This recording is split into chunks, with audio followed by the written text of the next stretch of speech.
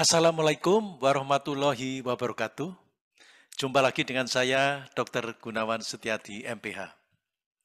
Setidaknya ada 3 alasan mengapa kita tidak perlu takut, tapi tetap waspada terhadap penyakit cacar monyet.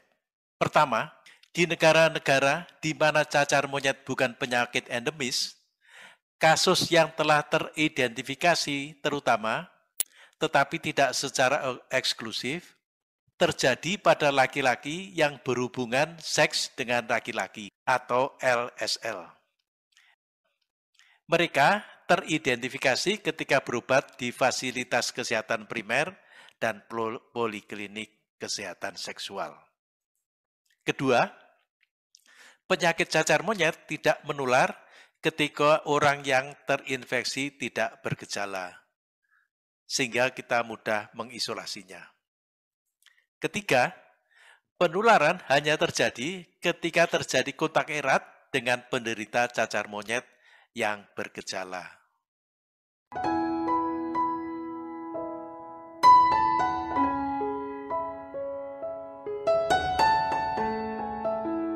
Apa itu cacar monyet? Cacar monyet adalah sejenis zoonosis atau penyakit yang ditularkan dari hewan ke manusia dengan gejala yang sangat mirip dengan pasien cacar, meskipun secara klinis tidak terlalu parah. Dengan berantasnya penyakit cacar pada tahun 1980 dan penghentian selanjutnya dari vaksinasi cacar, monkeypox telah muncul sebagai orthopox virus yang paling penting bagi kesehatan masyarakat. Cacar monyet terjadi terutama di Afrika Tengah dan Barat, seringkali di dekat hutan hujan tropis, dan akhir-akhir ini telah semakin sering muncul di daerah sampai 5 hari, yang ditandai dengan demam, sakit kepala hebat, limfadenopati atau pembengkakan kelenjar getah bening, nyeri punggung, mialgia atau nyeri otot, dan astenia atau rasa lemas yang hebat.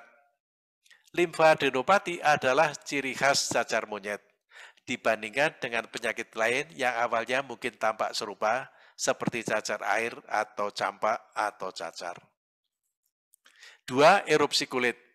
Erupsi kulit biasanya dimulai dalam 1-3 hari setelah munculnya demam.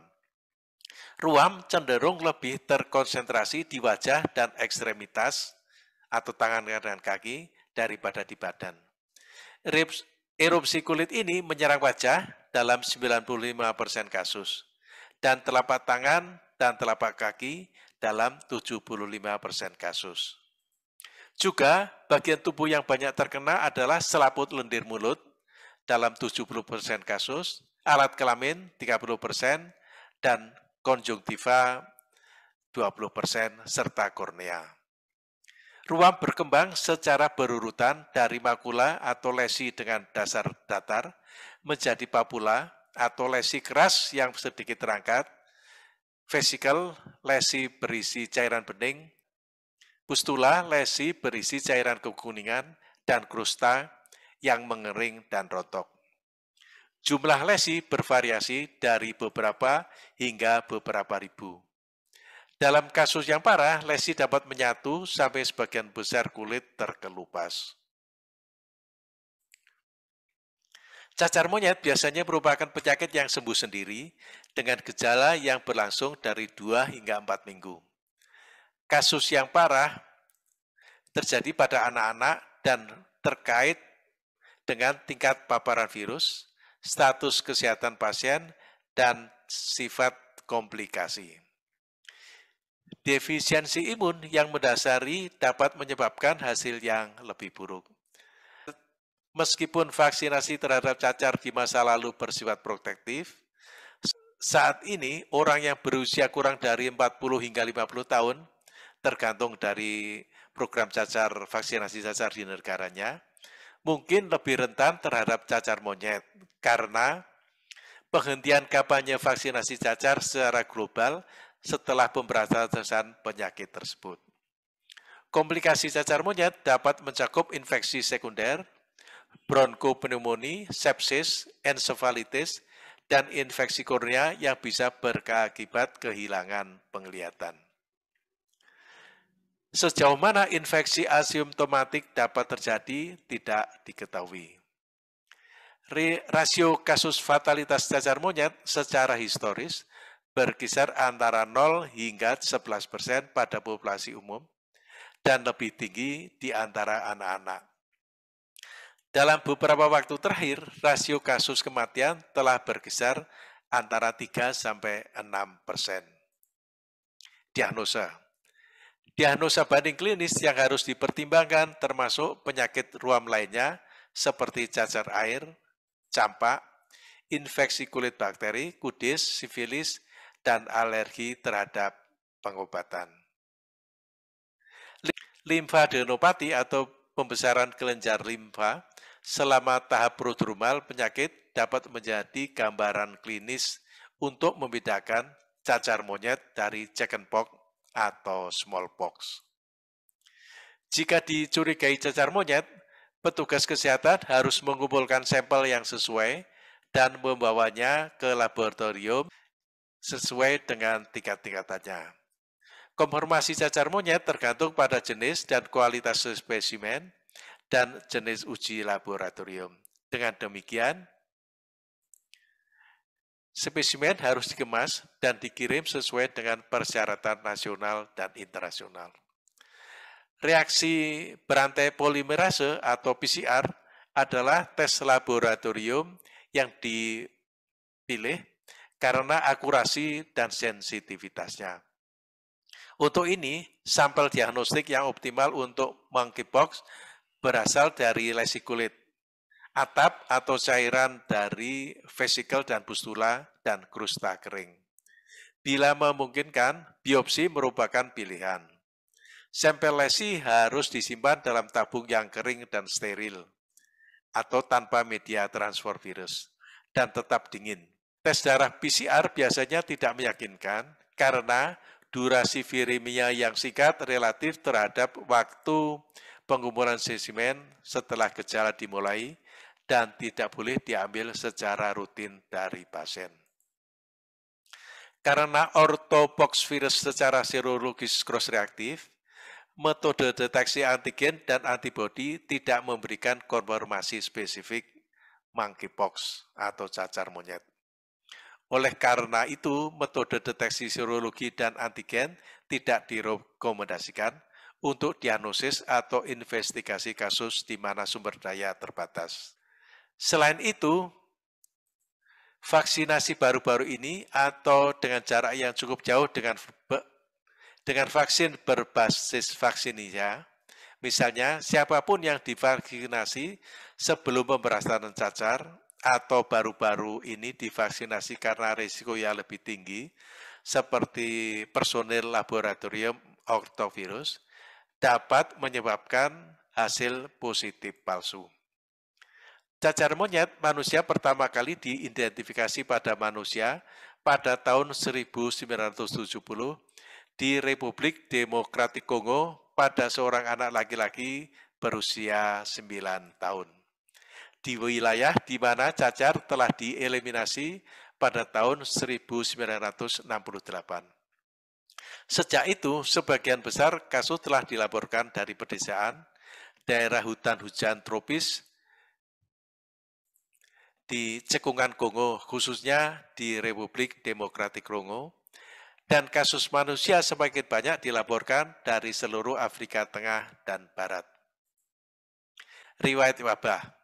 Sejak tahun 1970, kasus cacar monyet telah dilaporkan pada manusia di 11 negara Afrika, yaitu Benin, Kamerun, Republik Afrika Tengah, Republik Demokratik Kongo, Gabon, Pantai Gading, Liberia, Nigeria, Republik Kongo, Sierra Leone, dan Sudan Selatan. Jumlah sebenarnya dari orang yang terkena monkeypox tidak diketahui.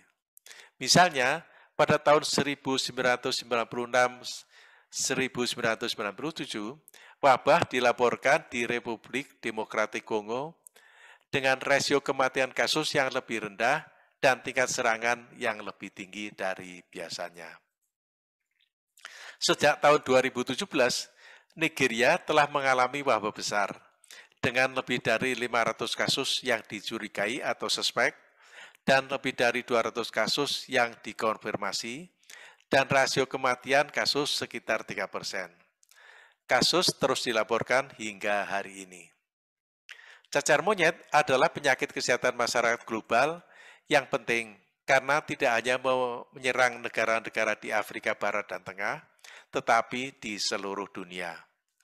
Pada tahun 2003, wabah cacar monyet pertama di luar Afrika terjadi di Amerika Serikat dan dikaitkan dengan kontak dengan anjing padang rumput peliharaan yang terinfeksi.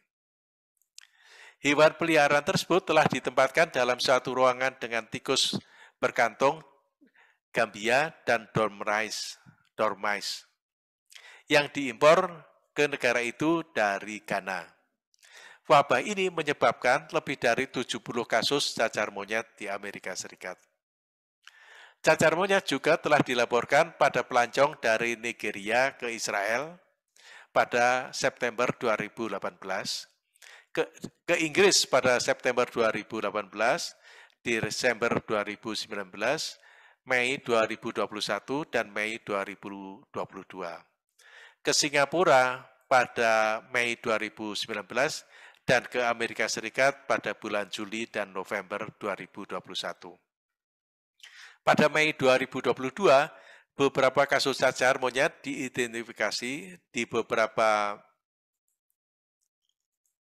negara non-endemik. Studi saat ini sedang dilakukan untuk lebih memahami epidemiologi, sumber infeksi, dan pola penularannya. Penularan dari hewan ke manusia atau zoonotik terjadi dari kontak langsung dengan darah, cairan tubuh, atau lesi kulit atau mukosa dari hewan yang terinfeksi. Di Afrika, bukti infeksi virus monkeypox telah ditemukan di banyak hewan, termasuk pada tupai tali, tupai pohon, tikus rebus gambia, dormice, berbagai spesies monyet, dan lainnya. Reservoir alami cacar monyet belum diidentifikasi, meskipun hewan pengerat adalah yang paling mungkin. Makan daging yang tidak dimasak dengan baik dan produk hewani lainnya dari hewan yang terinfeksi merupakan faktor risiko yang mungkin.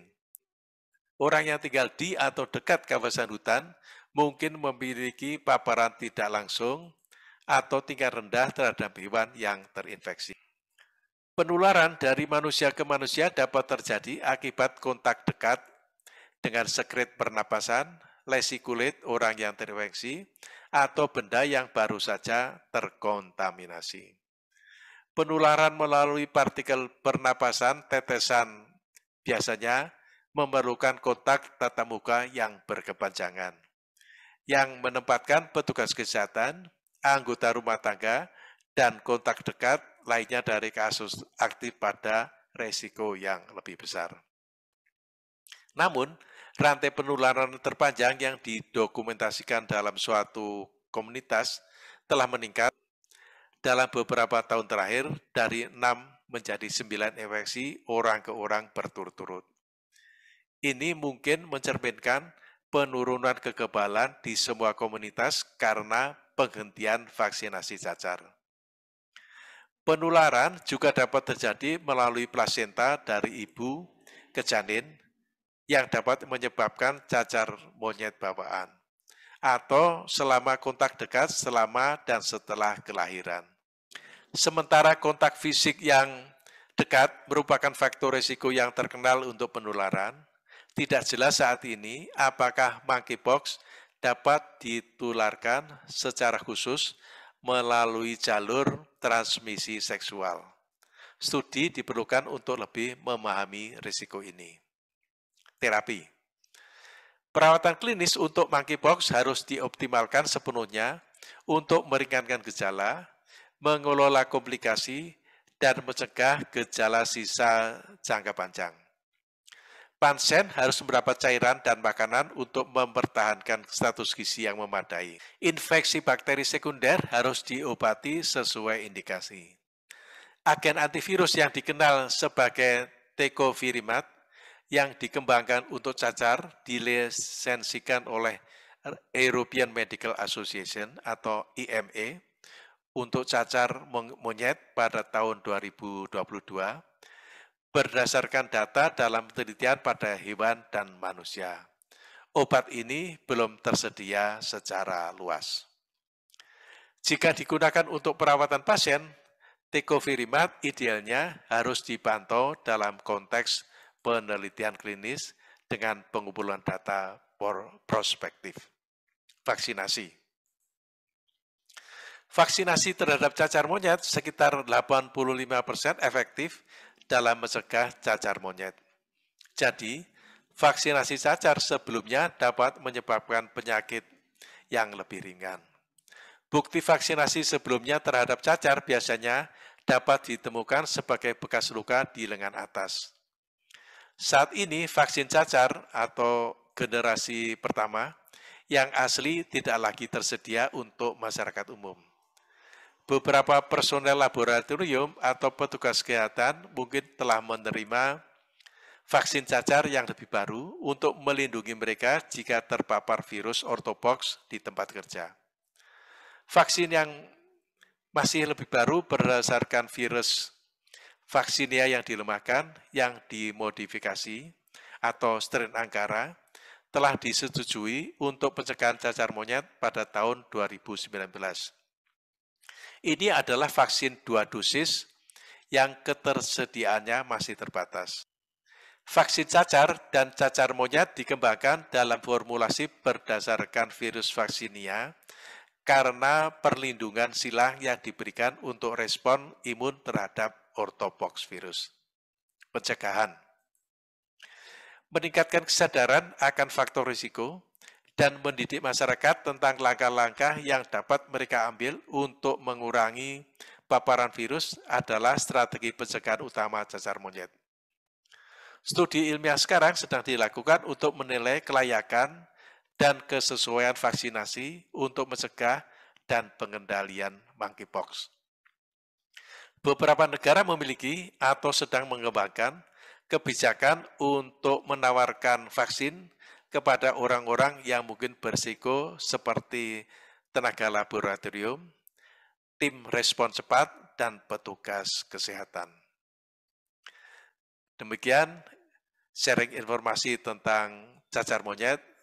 Semoga bermanfaat. Sampai jumpa pada video berikutnya.